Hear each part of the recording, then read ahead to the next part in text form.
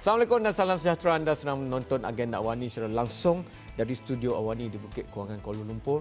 Ya, dalam Malaysia baru kita semua mahukan supaya perkara-perkara yang baik datang. Kalau tak pun mencurah-curah, tapi bergoleklah datang.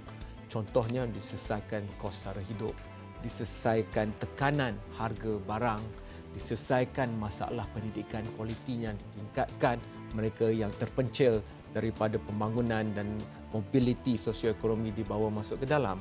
Tetapi sambil melaksanakan semua itu, kita terus belajar bahawa kebobrokan, kepincangan dan struktur yang pincang itu tidak dapat terus dibetulkan sekelip mata. Malah, ia memerlukan kita berhenti sejenak, meluangkan masa, tenaga dan fikiran akal itu untuk melihat jauh kembali ke belakang dan di mana letaknya sistem itu sekarang. Kerajaan ini yang terbentuk selepas PRU 14 menjanjikan kita rule of law, negara hukum. Dan untuk rule of law ataupun negara hukum bukan saja berdiri teguh tetapi terlaksana, maka sistem kehakiman itu peri pentingnya dalam diskusi ini. Sedihnya, beberapa hari yang lalu, kita dikejutkan dengan affidavit daripada seorang hakim yang cukup terkenal, bukan saja sebagai seorang hakim tapi sebagai seorang intelek, sebagai seorang yang mempunyai banyak kelulusan dan penghakiman, malah buku-buku penulisannya menjadi rujukan semua, bukan hanya kepada pelajar-pelajar undang-undang tetapi juga kepada pelbagai pihak lain. Dalam kes itu, kerana saya orang yang paling kurang arif berkenaan dengan perundangan dan juga aspek-aspek kehakiman, maka saya malam ini berbesar hati ditemani oleh dua orang yang pakar kerana mereka sentiasa bergelut dengan isu-isu yang membabitkan guaman dan sebagainya. Paling hampir dengan saya, saudara Muhammad Haniff Khatri Abdulla, seorang peguam yang cukup aktif dalam pelbagai kes di Malaysia. Kemudiannya turut ditemani oleh saudara Arun Peguam Penimbangtara, Adjudikator dan sebagainya. Malah pejabat beliau tidak jauh daripada Astro AWANI sebenarnya. Tapi malam ini saya terpaksa bertanyakan soalan ini dahulu. Jika rakyat yang dahagakan Malaysia baru bergelut mahu memastikan bahawa tidak lagi kita pincang dalam apa jua erti, sama ada keadilan, inklusifnya atau tidak, kek ekonomi yang ada di Malaysia, semuanya memerlukan sistem perundangan yang jenjangnya sistem kehakiman yang boleh dipercayai. Tapi jika seorang hakim yang cukup disegani, yang cukup senior dalam kes ini di Mahkamah Rayuan, mengeluarkan affidavit yang bukan saja untuk satu atau dua kes pada pemahaman saya yang tidak pandai ini, tetapi bergerak ke belakang dalam pelbagai era dan juga pemilihan struktur sistem kehakiman yang kita ada, di mana kita nak melihat perspektif negara hukum ataupun rule of law ini dengan affidavit yang dikeluarkan ini. Itu soalan pertama saya kerana daripada pembacaan saya, ia seolah-olah sistemik kalau hanya berdasarkan pada affidavit ini. Jadi saya perlukan konteks dan kuantifikasi itu. Mungkin saudara Haniff nak mula dulu. Boleh, insya-Allah. Baik, yang pertamanya saya tertarik dengan kenyataan tuan tadi mengatakan tentang the rule of law. Memang tepat sekali.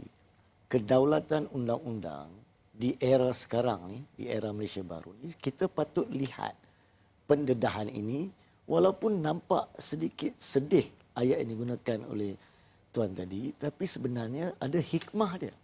Ianya adalah selari dengan apa yang diterajui oleh kepimpinan kita sekarang.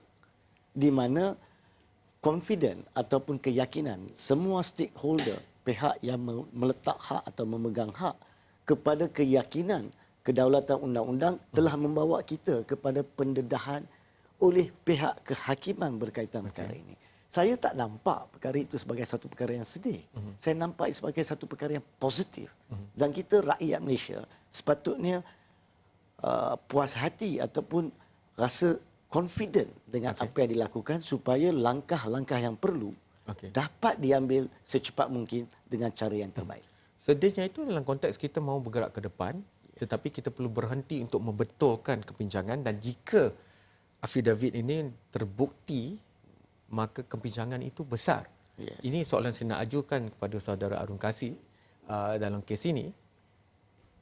Di mana kita nak bermula ni? Kerana kalau pelantikan itu dipertikaikan, sistem korum dan ada golongan klik-klik tertentu yang terbentuk dalam sistem kehakiman itu sendiri, malah yang Arif yang menulis affidavit ini turut juga mengatakan bahawa mereka ini adalah penjenayah perundaan perlembagaan, kerana apa yang tertulis dan termaktub dalam perlembagaan dengan tindak tanduk segelintir ini sudah pun diketepikan kepentingan itu. You can answer in English. Yeah, so if I can repeat it in English, it will be, where do we start from now? I know there's a call for RCI or Suruhanjaya Siasatan Diraja, tapi before that, let's look at where we stand in terms of where we are in this case, because the issue is not involving one or two personnel. It's all the way until who gets to go to the federal court, for example, and in certain cases, in real life cases, where the decision has already been made, but using the quorum of, let's say, 3 judges, inserting those with interest to overturn even a previously decided. Even if there's one dissenting, it will, from my understanding, there will be 2 put to overrule the one.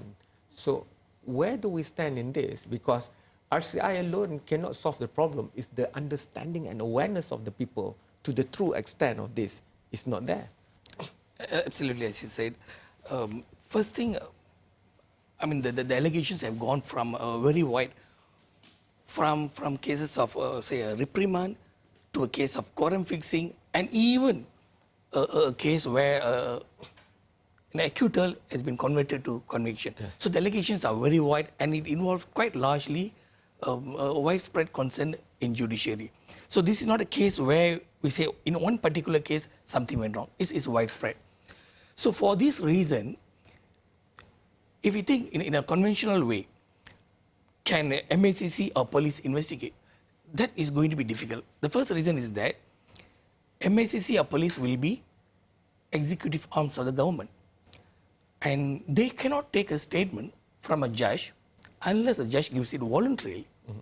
Because if they were to take a statement from a judge, even irrespective of whether he gives it voluntarily or not, that will be a breach of separation of powers. Yeah. So we are having a situation which actually police or MACC cannot handle. Okay, then who else can handle this? So that was a reason, or widespread all are saying it should be a Royal Commission of Inquiry. Because the Royal Commission of Inquiry, or what is called RCI, has wide powers, and that will be constituted under Commissions of Inquiry Act. What is the urgency of setting up the RCI from your point of view?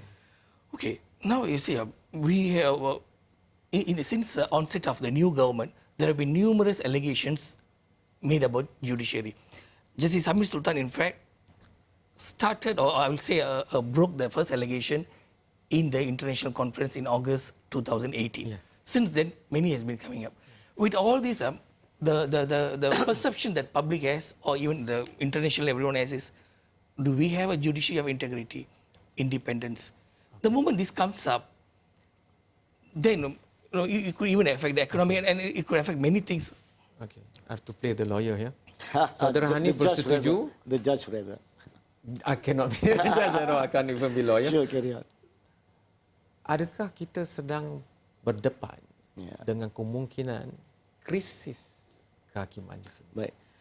Sebenarnya apa yang dikatakan oleh saudara Arun ada ketepatannya, tapi izinkan saya menerangkan sedikit sebanyak. Yang pertamanya, jangan kita lupa hakikatnya dalam sistem kehakiman kita sekarang ni, daripada dulu sampai sekarang, terdapat ramai hakim dan pegawai mahkamah yang baik, telus dan juga jujur dalam menjalankan tugas. Jadi orang di luar jangan salah faham bahawa it seems macam semuanya terlibat dalam sistemik yang dikatakan tadi. Tidak. Tapi pokoknya, kalaupun ada 1% atau 2% daripada pihak yang terlibat dalam sistem kehakiman dan perundangan, sebab ini bukan sahaja dalam bentuk kehakiman. Kehakiman adalah satu cabang, ataupun hakim adalah satu cabang kehakiman. Terdapat 2 cabang lagi, iaitu peguam ataupun pegawai-pegawai kerajaan, iaitu daripada pejabat peguam negara yang kedua, dan peguam swasta. Ketiga-tiga pihak ni menyumbang kepada kehakiman. Dan kepincangan yang ada, jika pun 1% ataupun 10% di dalam sistem itu daripada ketiga-tiga pihak, hendaklah diperbetulkan dengan segera. Dan caranya tidak lain tidak bukan, mestilah melalui Suruhanjaya Siasatan Diraja, RCI. Kerana apa? Kerana pihak inilah yang akan boleh mengendalikan suatu perkara itu dengan lebih telus di atas arahan dan mandat yang diberikan oleh Kebawah-Duli Yang di-Pertuan Agong. Itu yang pertama. Yang keduanya, sebelum kita adakan RCI, perkara asas kena dilakukan. Sebab RCI ni, dia bukan ditubuhkan macam tu saja. Dia kena ada terma-terma rujukan, the terms of reference. Jadi untuk memperolehi terms of reference, kena ada suatu suruhan ataupun pasukan siasatan khas, special task force yang ditubuhkan, yang perlu mempunyai 3 sekurang-kurangnya dalam pandangan peribadi saya, pandangan profesional saya, 3 pihak. Pertamanya, seorang retired hakim. Yang keduanya, seorang daripada pejabat peguam negara yang telah bersara. Dan yang ketiganya daripada peguam swasta yang juga telah bersara. Dan setakat mana boleh, ketiga-tiga mereka hendaklah daripada tempoh sebelum tahun 2000. Which means why? Sebab kita tidak hendak ada tempias. Terpalit lah. Kata terpalit kepada mereka, kononnya mereka mungkin juga terlibat dalam aligasi-aligasi tersebut. So that's how we should start. And then, just a minute. Dan 3 bulan sekurang-kurangnya perlu diberikan kepada mereka untuk orang ramai, termasuk semua pihak dalam kehakiman, peguam negara, peguam biasa dan juga rakyat, memberi aduan-aduan secara confidential and private to them.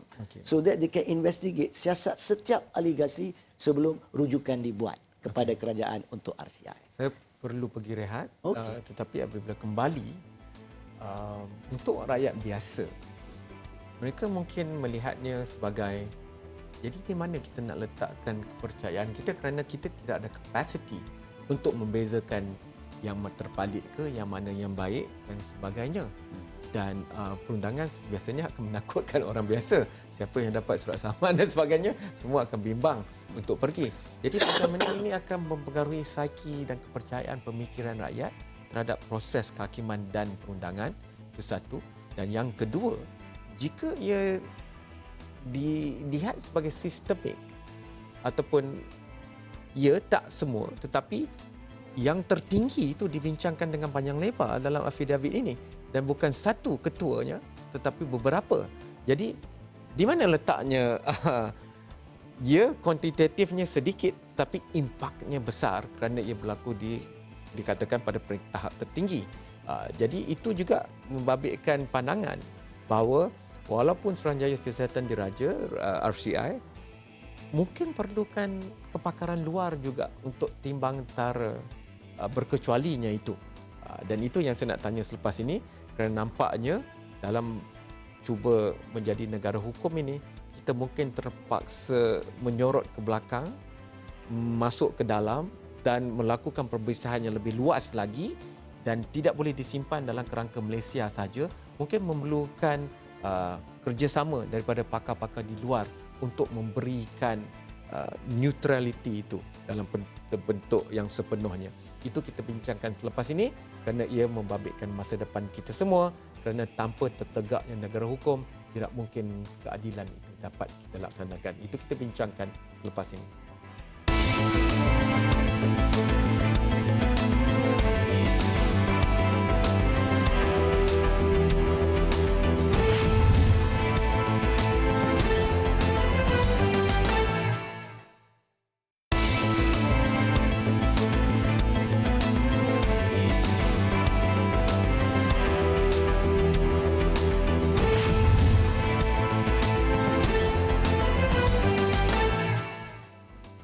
Anda masih lagi menonton Agenda AWANI dan kita masih membincangkan tentang negara hukum. Negara hukum memerlukan sistem perundangan, sistem kehakiman yang memastikan bahawa perlembagaan kita, semangatnya, apa yang tertakluk itu dilaksanakan.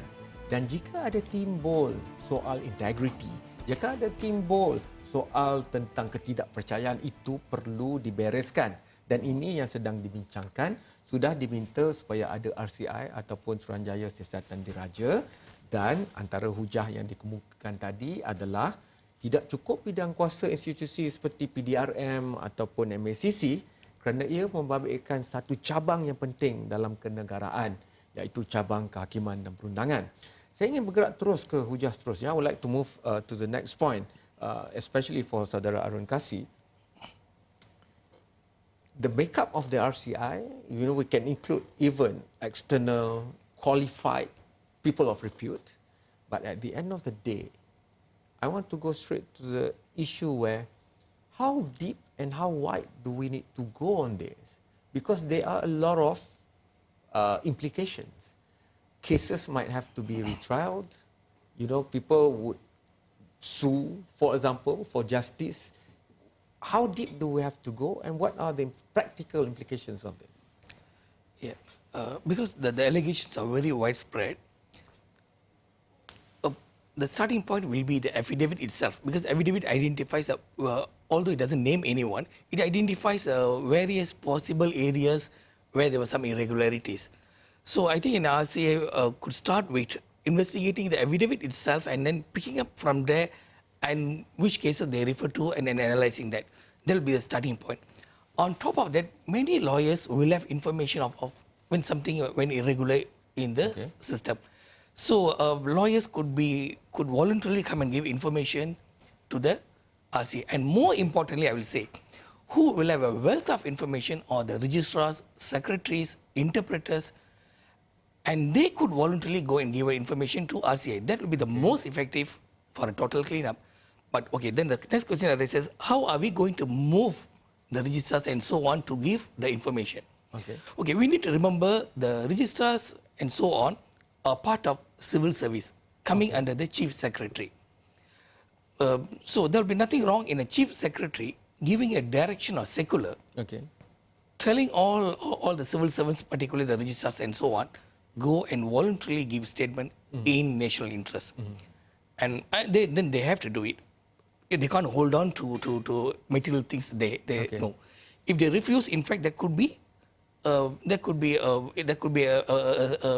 cause for disciplinary action. So in other words, they have to give the information. Once they give the information, I think the whole thing will come out. I will compare this with an analogy. Yeah? Suppose if a company, some seniors or directors do something wrong, it may not be good or it may not be rewarding to go and ask the director himself for information because he may not give. The best thing is to go to the employee. They will know A to Z. Yang Arif, Justice Hamid Sultan also in his affidavit made the point for RCI. In fact, many things he said he will disclose more if there is RCI. So the point for RCI has been made. I have little time left. Saya nak pergi terus kepada saudara Muhammad Haniff. Where did we go wrong that if this affidavit will be proven true? Di mana salahnya sehingga kita sampai seteruk ini? Ini sistem yang begitu suci dalam pelaksanaan demokrasi di Malaysia. Bagaimana kita boleh tiba ke saat dan ketika seperti ini sedangkan kita bukanlah negara paling teruk amalannya di dunia. Ini bukan negara banana republic seperti yang kerap digembar-geburkan. Dan saudara berdua sudah lama dalam sistem perundangan dan hakiman di Malaysia bergelut dengan pelbagai kes dan sebagainya. Di mana silapnya? Sebenarnya kalau kita nak sentuh isu di mana silapnya, ianya mungkin lebih mudah menjadi penunding jari, which is wrong. At the end of the day, dia balik kepada masyarakat. Dan jangan kita lupa, dalam satu tempoh tertentu sebelum pilihan raya baru-baru ini, kita telah melalui satu konsep pentadbiran di mana sesetengah pihak dalam masyarakat, dan ini termasuk juga dalam bidang guaman dan bidang kehakiman, yang terasa seperti terhutang budi ataupun terasa ihsan kepada pentadbiran terdahulu, sehingga kan subconsciously mereka kadang-kadang melakukan suatu perkara. Itu adalah antara penyumbang. Yang keduanya, ada juga di antara kalangan kita yang lebih pentingkan kepada ketamakan duniawi dan tinggalkan isu moral dan agama. Dan di sinilah peluang yang kita ada sekarang ni, sedikit mana pun sekalipun kepincangan yang wujud dalam sistem kehakiman dan perundangan, kita perlu berusaha 100% untuk eradicate, untuk lupuskan kepincangan ni tanpa khawatir apakah kesannya kepada masyarakat. Jadi adakah akar utamanya pengasingan kuasa? Yes, betul. Tapi yang ketiganya, sebelum saya jawab soalan tersebut, ya, ada juga Tuan sentuh tadi tentang ada kemungkinan ada kes-kes yang perlu diulang bicara. Di situ ada khilaf sedikit. Okay. Sebab ada prinsip perundangan lain yang mengatakan dalam keadaan-keadaan tertentu, kalaupun berlaku suatu perkara yang menunjukkan ada kesilapan terdahulu, there is called a principle of prospective ruling. Okay. Makna kata kesan itu adalah terkemudian, bukan terdahulu. Jadi bergantung kepada keadaan, bukan semestinya semua kes terdahulu perlu dibicarakan. That is a wrong understanding. Dan soalan tuan tadi adalah berkaitan dengan pengasingan kuasa. Pengasingan. Memang at the end of the day, pengasingan kuasa iaitu di antara eksekutif, parlimen dan kehakiman mestilah dilakukan bukan saja on the face of it. Secara realistiknya, dari segi praktiknya juga. Di mana sekarang ni, for your information and for our own understanding, saya rasa kita tak perlu khawatir, kita perlu yakin bahawa kepimpinan yang ada sekarang sememangnya cuba sedaya upaya untuk mengasingkan kuasa antara eksekutif dengan parlimen dan eksekutif dan kehakiman. Di situlah kita rakyat perlu tampilkan apa permasalahan yang wujud supaya pihak-pihak berkenaan tanpa penglibatan dan ini titik istimewa dalam perkembangan Malaysia. Dalam affidavit ini pun yang Arif menulis tentang inspirasinya pada apa yang berlaku dengan apa yang dilaksanakan dan dicapai oleh Yang Amat Berhormat Tun Dr. Mahathir. Yes, betul. Dan ini itulah inspirasinya. Saya percaya antara jika kita lihat dengan teliti affidavitnya, beliau terdorong untuk mendedahkan perkara ini dengan lebih yakin disebabkan keyakinan beliau dalam sistem pentadbiran di bawah teraju Tun Dr. Mahathir. Dan adakah ini the final piece of the puzzle dalam usaha murni kita untuk memantras korupsi dan kleptokrasi? Yes, dan kita perlu segera, jangan lengahkan. That is why RCI kalau boleh hendaklah diwujudkan melalui Special Task Force semalam. Bila? Yesterday. Malam. Bagaimana nak mula? Langkah mula itu? Langkah mula adalah Executive. untuk kerajaan eksekutif untuk melantik ataupun menubuhkan Special Task Force. Saudara Arun, you agree with that? The executive now, the ball's in their court, do it yesterday? RCI? Yes, absolutely. Okay. Well, kerajaan ini yang menjanjikan kita negara hukum ataupun rule of law. Sama ada mereka menyahut seruan ini, AWANI berdiri di tengah.